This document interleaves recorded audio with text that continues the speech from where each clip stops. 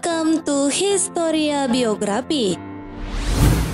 Alimin atau Alimin bin Prawirodirjo adalah pahlawan Indonesia. Beliau adalah anak angkat dari seorang Belanda dan pernah menjadi jurnalis dan tergabung di beberapa organisasi. Alimin juga adalah tokoh komunis yang menjadi pahlawan nasional Indonesia. Beliau juga adalah tokoh pergerakan kemerdekaan Indonesia. Bagi yang belum mengenal sosoknya, berikut fakta menariknya. Tapi sebelum lanjut, kami ingatkan kembali untuk subscribe channel ini dan aktifkan lonceng notifikasi kamu untuk mendapatkan info dari Historia Biografi.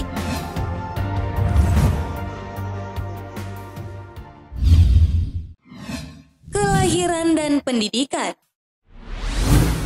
Alimin bin Prawirodirjo lahir di Surakarta, Jawa Tengah pada tahun 1889. Ketika Alimin masih kecil, Alimin bertemu dengan seorang Belanda yang bernama Gaj Hazeu yang menjabat sebagai penasehat urusan pribumi, memberikan Alimin beberapa keping uang. Alimin kemudian membagikan uang tersebut kepada teman-teman sepermainannya. Melihat hal itu, Gaj Hazeu tergugah hatinya untuk mengangkat Alimin sebagai anak angkatnya. Alimin pun disekolahkan di sekolah Eropa di Betawi dengan harapan nantinya Alimin akan bekerja sebagai pegawai pemerintah.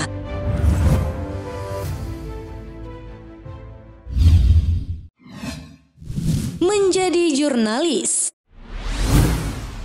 Alih-alih menjadi pegawai pemerintahan Belanda, Alimin justru menjadi jurnalis. Sejak usia remaja, Alimin sudah aktif dalam pergerakan nasional. Awalnya, ia menjadi wartawan Jawa Muda dan bergabung dengan Budi Utomo. Saat Sarekat Islam muncul, Alimin bergabung dalam organisasi tersebut. Ia juga sempat tinggal di rumah kos milik Cokro Aminoto, pemimpin Sarekat Islam. Setelah itu, bersama dengan Dr. Muda Cipto Mangkusumo, ia bergabung dalam Institut Organisasi Politik Zaman Hindia Belanda. Alimin juga menjadi editor di jurnal Majapahit di Batavia. Alimin juga aktif mengorganisir para buruh pelabuhan dan pelaut dan turut mendirikan Sarekat Buruh Pelabuhan atau dulu namanya Sarekat Pegawai Pelabuhan dan Lautan.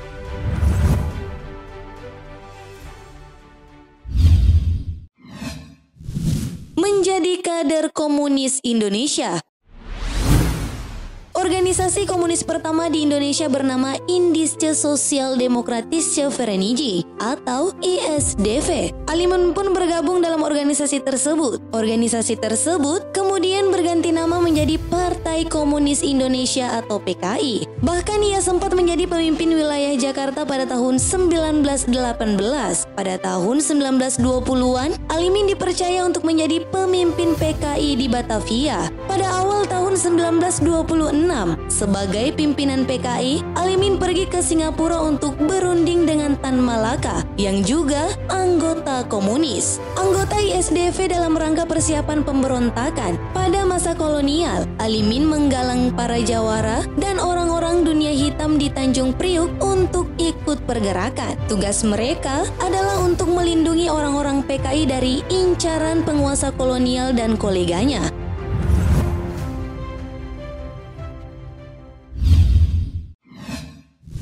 Alimin tertangkap. Alimin dan Tan Malaka bertemu dalam rangka menyiapkan pemberontakan. Namun, sebelum Alimin kembali ke Indonesia, pemberontakan sudah meletus pada tanggal 12 November 1926. Alimin dan Musso, tokoh PKI, ditangkap oleh polisi Inggris. Sekeluarnya Alimin dari penjara, ia pergi ke Moskow dan bergabung dengan organisasi komunis revolusioner internasional atau Komintern. Tidak lama di sana, karena saat itu ia sedang terlibat secara ilegal untuk mendidik kader-kader komunis Vietnam, Laos, dan Kamboja. Tujuannya untuk melawan penjajah dan merebut kemerdekaan dari Perancis. Setelah Indonesia merdeka pada tanggal 17 Agustus 1945, Alimin kembali ke Indonesia pada tahun 1946. Alimin pun kembali bergabung dengan PKI sebagai senior dan mengembangkan kaderisasi di Partai Komunis Indonesia.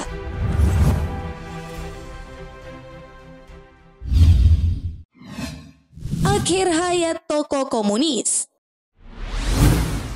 sewaktu DNA Aidit mendirikan kembali Partai Komunis Indonesia atau PKI secara legal dan menjadi ketua komite sentralnya. Alimin termasuk sosok komunis yang tidak diindahkannya. Alimin pun terpinggirkan dari Partai Komunis Indonesia yang didirikan oleh DNA Aidit. Karena itu, pada awal tahun 1950-an, Alimin tidak lagi menjadi tokoh komunis. Namun, Alimin masih banyak didatangi oleh para pengikut setianya, bahkan hingga akhir hayatnya. Setelah tidak aktif di PKI, Alimin menikah dengan Haja Maria. Mereka dikaruniai 2 putra, yaitu Cipto dan Lilo. Alimin pun tinggal di Jakarta sampai wafatnya pada tanggal 24 Juni 1964.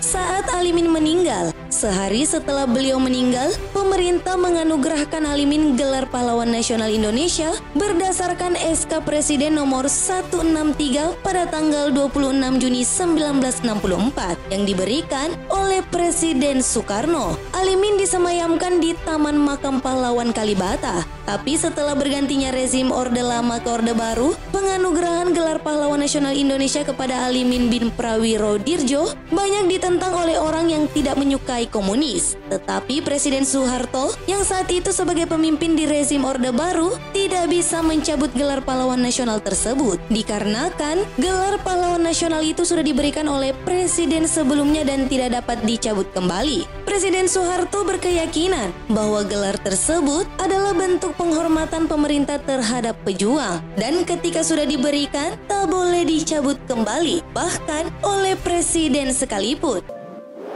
Terima kasih telah menonton video ini. Jangan lupa like and share serta sampaikan kritik dan saranmu di kolom komentar. Sampai bertemu kembali di video Historia Biografi selanjutnya.